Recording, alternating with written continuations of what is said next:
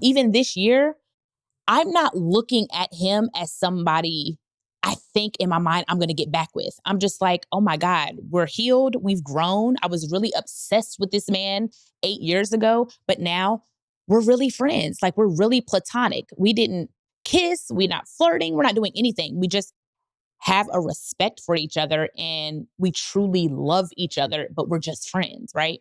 It wasn't like he was trying me. I wasn't trying him. We just have a platonic relationship.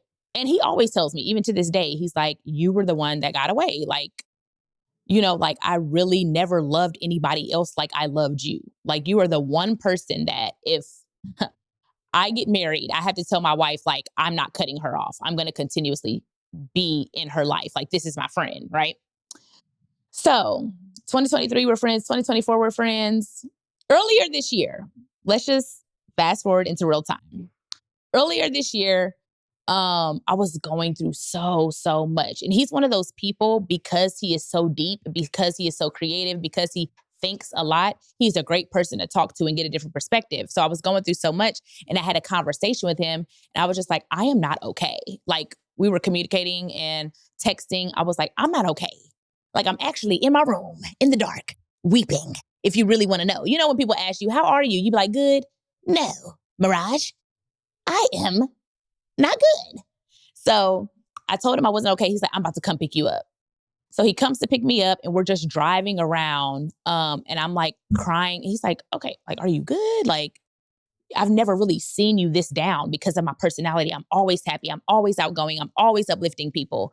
And he's like, it's not like bad. Like, you're not thinking about suicide, or is it like, that's how heavy I think my energy felt. I was like, no, like, I'm not thinking about that, but I'm really like in a depressed season right now. Like, I'm not okay. And he was like, you want to talk about it? I didn't tell him the details of it, but he was like, you could stay with me tonight, like stay the night. So you're not by yourself, just crying at your house. And mind you, even in this mindset, I'm not like, he's trying me. I'm not like, this is weird. We just feel so comfortable around each other. And my mind is still like, I just don't look at him like that anymore. So I end up staying the night at his house. Very platonic. Like it wasn't weird. I end up staying the night, but I do have to tell this part because he was so embarrassed about this. I laid in the bed with him. Like it was so, but in the middle of the night, I started feeling something. I was like, what is going on? So in the wee hours of the night, he just grabbed my face and kissed me and then like rolled back over. But that was it. It wasn't like he was touching me, rubbing me inappropriately. It was almost like, I'm like, are you asleep? Like, are you dreaming? Do you want to try me? Like, and we just went back to sleep. And then in the morning, I was like, oh, good morning, blah, blah, blah, blah. I'm like, why'd you do that? And he was like, what? I was like, you kissed me last night. And he was like, no, I didn't. You're a fucking liar. Like, what? What are you talking? I was like, no, like you kissed me in my mouth and rolled back over. He was like, are you serious? Like, I am so sorry. I must have been dreaming, or maybe it's just something I wanted to do, but I was not like intentionally trying to try you. Like, I would never disrespect you like that. Like, we're past that. I just wanted you to come over so that you felt safe and not alone, because I know you were going through a dark time. You were so distraught. He made it like a whole thing. So I truly believe he didn't do it intentionally, because after he kissed me, he just rolled back over like nothing happened. And I was like, okay. So that was the first time I stayed the night. Fast forward to this past weekend. My God. Braylon, what? Oh, wee. I'm still celibate, but ooh, wee. I was a centimeter away from ruining my celibacy. Oh, Lord have mercy. Fast forward, we're still friends. We're still texting. We don't really talk every day. We don't communicate every day. We don't hang out ever, ever, ever, ever. But this past weekend, he's like, you want to see me? I'm like, yeah, I always want to see you. Like, I love being in your presence, whatever. I was like, but I'm not free until after 9 because I was working on my stand-up all day. My homeboy Brandon helps me with stand-up. And I was working on that all day, trying to prepare for this past weekend. I had shows. So he's like, man, you always want to see me at ho hours, bruh. Like, you always want to come over and stay the night. I'm like, this is the only time I'm available, but I do want to see you. Sorry. Ooh, sorry, y'all. Jesus. My bad. Y'all see that coming up? Get all that toxicity out. It's just coming up. All them spirits, them lustful demons just coming out. Um, so boom, this past weekend, I hope the backstory makes sense. I hope y'all understand where we go from toxicity to mending to forgiveness to a true friendship. And that's where we are now. This past weekend, he picks me up. He's like, "You hungry? Like, you want to go bowling?" I'm like, "I honestly don't. I'm not hungry. I just ate. I don't want to go bowling because I actually don't like bowling and I don't want to be in public. I really actually just want to lay down and go to your crib and talk and go to sleep. Because I had a flight the next morning.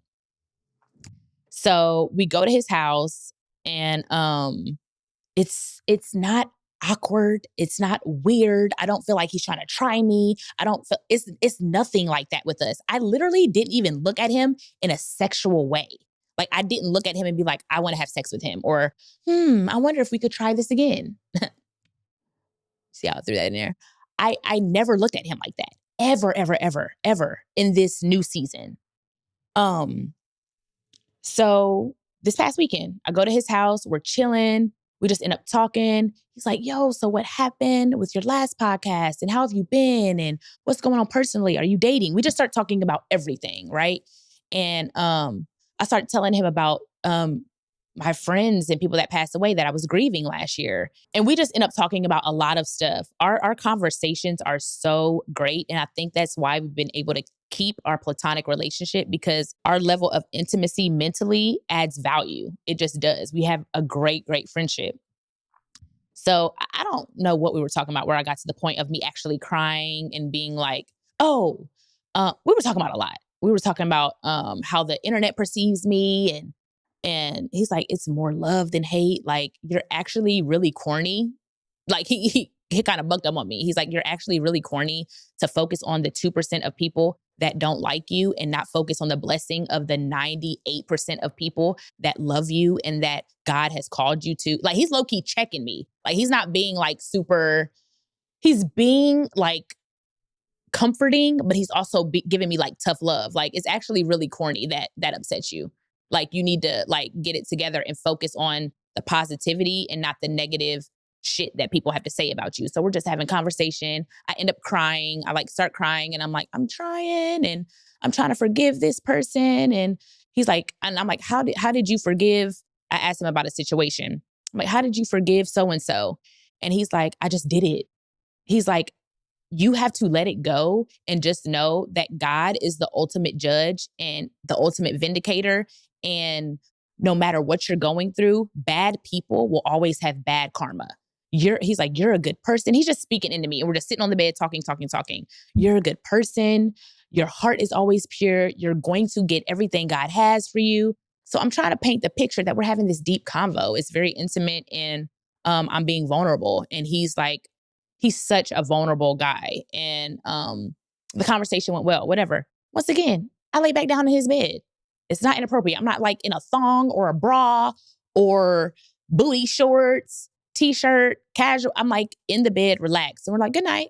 Of course, like last time, I'm like, we could do a little cuddle, but it's never moved past that. And neither one of us, I don't think, have ever felt like it was going to. Until this past weekend. This past Friday was a doozy. I ain't gonna lie. I was like, ugh. So in the middle of the night, I'm asleep and I start feeling palms on my ass. And something in me liked it. I'm like, ugh, it's been a very long time since Big Mama has felt this. Okay?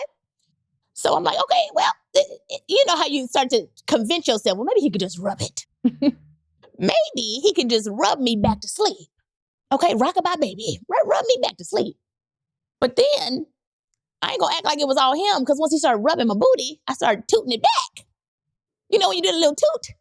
That little toot is dangerous. That little toot, oh my God. When you do the toot, it's like enter here sign on your forehead. Jesus, we are open.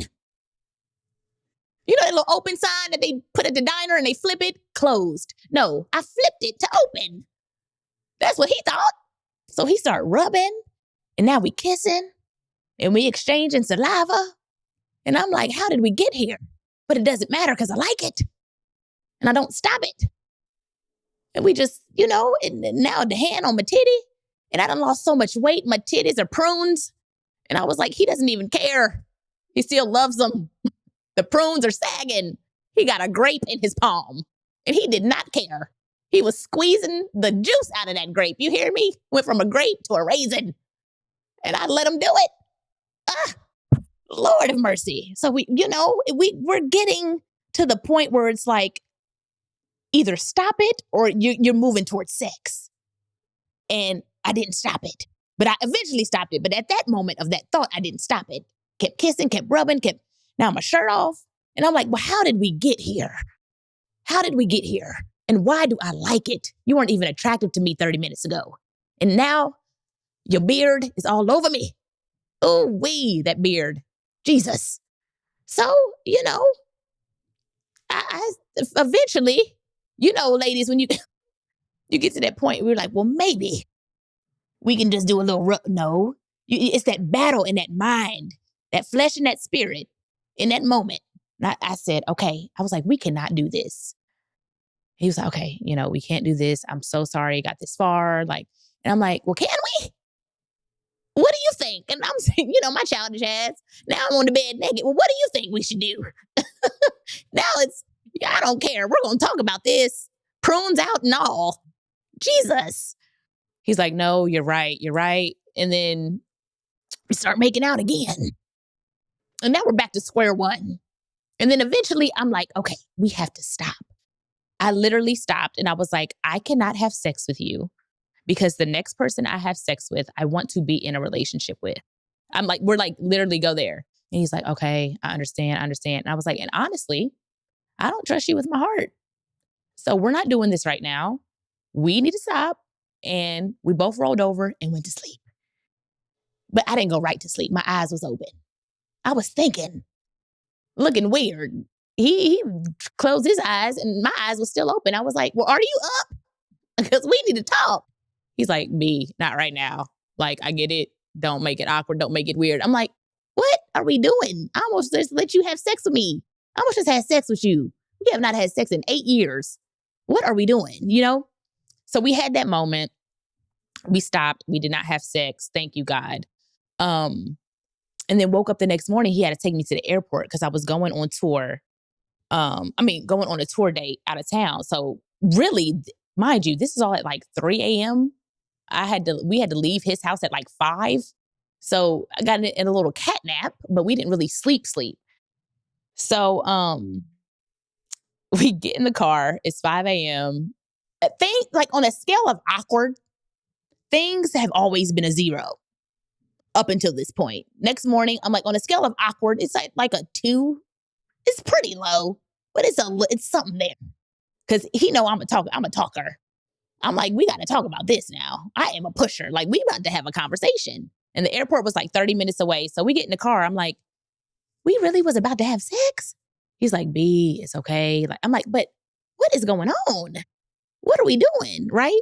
So I'm like, he was like, well, how do you feel about last night? I'm like, honestly, I don't regret it. Number one, I'm super proud of both of us for not choosing temporary gratification for a moment, because I was like, in any situation I'm in next, it has to be intentional. If we have no desire on being romantic partners or trying this again, or trying to date again, or exploring that again, I just don't need to be in your bed at 2 a.m. As much as you could fight it the first time, you maybe fight it the second time, maybe fight it the third time, but if there's no intent on being romantically, involved with this person, you don't need to be in that bed. And the last situation showed me that. I was like, we just gonna have to hang out during the day or see each other whenever. Like, if we truly want to keep this friendship, I can't just be staying the night and just think we're gonna cuddle every single time, because obviously it escalated to something very quickly. Very, very quickly.